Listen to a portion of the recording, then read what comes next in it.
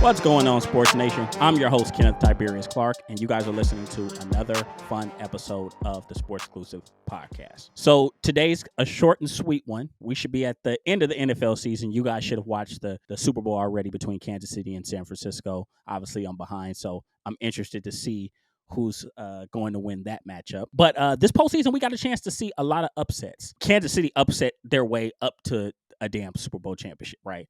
Everybody was, well, outside of Miami, who really should have been a 2 seed, but they kind of ruined it. But they beat Buffalo and they beat Baltimore. We looked at the NFC side. San Francisco almost got upset by both Green Bay and Detroit. And if we look at probably the biggest upset of the postseason, it would be Dallas. Dallas losing to a 7th seed Green Bay Packers team with Jordan Love in his first year starting. They think they're the youngest team in the National Football League and the first 7th seed to go and win a postseason game. So pretty embarrassing by Dallas. Complete blowout. They lost 48 to 32. But a lot of it was just window dressing and Dak Prescott kind of getting some last-minute points. But defensively, they couldn't stop him at all. For those of us that have followed Dallas for a long time, we were disappointed. I mean, don't get me wrong. I thought about turning in my colors. It took me about 2-3 weeks to say, okay, I'll hop back on this ride. But we're not surprised by the results. And I say that because we've seen it happen so many damn times. It happened last year in 2022. San Francisco beat Dallas. Granted, San Francisco was the favorites. They were considered the best team in the NFC, but Dallas loses that game.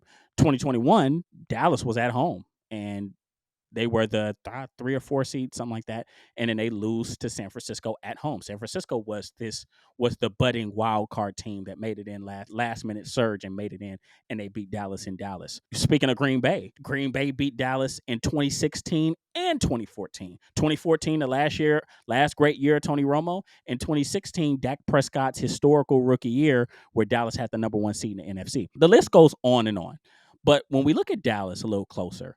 And obviously, we talked about how they continue to find ways to lose. They're a talented team that can't find a way to win games when it matters. It isn't because of the quarterback. Like, I know most people say Dak Prescott. Like, I've heard this. Dak Prescott's the worst quarterback in the NFL. Tony Romo, when he played, I heard he was the worst quarterback in NFL history. Like, some guy looked me in his face. He had tears in his eyes. He said, Matt Flynn is better than Tony Romo. Like, this is what we say about Dallas. It's not even because of coaching.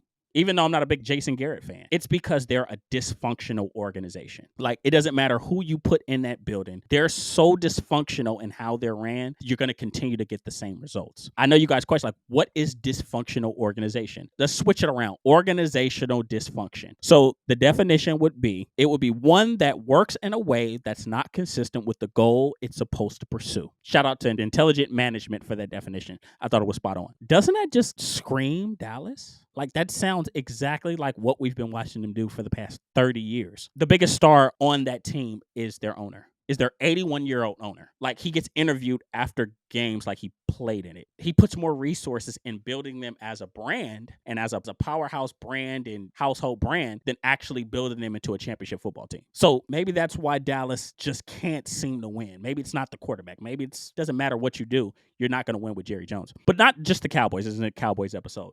We look at Cleveland. Cleveland traded away the best quarterback they've had since the 90s for, they traded Baker Mayfield away, traded the farm for Deshaun Watson, who loved Deshaun Watson to death. He's not a super accomplished quarterback. He's done a lot. He didn't do a lot in Houston. He won 1 playoff game. You trade Baker for him because you couldn't get along with Baker. Deshaun Watson hadn't played in 2 years and was fighting sexual assault or sexual harassment allegations. Maybe that's like a great organizational decision. And then we look at the Raiders, who, granted, things are looking like it's starting to look up for them right now.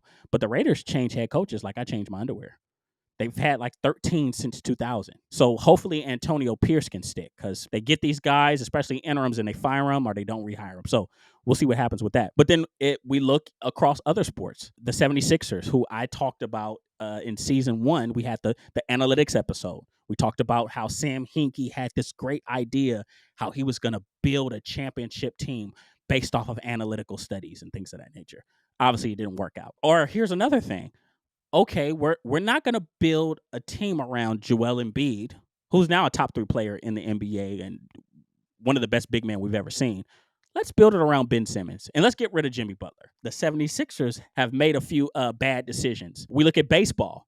The Chicago White Sox are horrible right now. I think they have probably the worst percentage or worst chance of making the postseason of any team in the MLB. But it's because they can't manage to hire the right manager. They traded away was a Jake Berger. They got rid of that guy. They can't. In all honesty, I don't think they can bring anybody in the building to really build a culture and develop any of the young talent that they really have. And it's not a place where superstars really want to go to. Maybe that's why their organization is struggling so much. Overall, the point is that organizational dysfunction is something that gets overlooked when we have these arguments about team success. We tend to always look at the players, the coaches, and we think that everything falls on them. When the truth is, it's really the entire organizational structure that matters. When we look at these teams that continue to win, the Kansas City Chiefs are a championship brand organization from top to bottom. They're buttoned up. Right, that's a Colin Cowherd. He usually says that a lot. But they're buttoned up. We look at the Golden State. When Golden State was going on their run, I mean, they had Bob Myers at the top. They had great coaching. They had great players. Like, they were a championship caliber organization, and they operated as such. That's why they won multiple championships. So when we look at these teams that have continued to lose for decades, obviously I mentioned Dallas earlier, but let's look at some of the worst teams. The Browns, the Mets in baseball, the Bobcats, are the Hornets now in Charlotte in the NBA. It's not because of talent.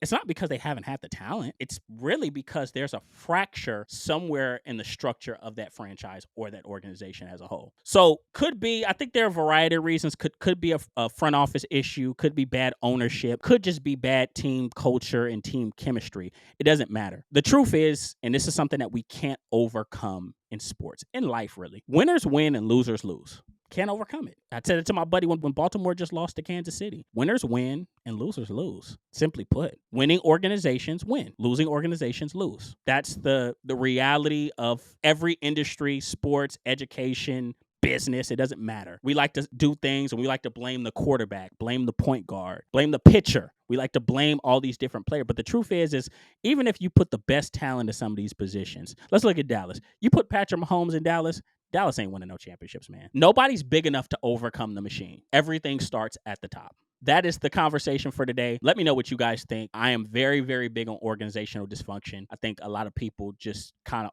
completely overlook it when it comes to looking at how these teams perform, especially in crucial moments in postseason play and in winning championships overall. Organizational dysfunction is a thing. Winners win, losers lose, and success and failure starts at the top. I'll see you guys next time.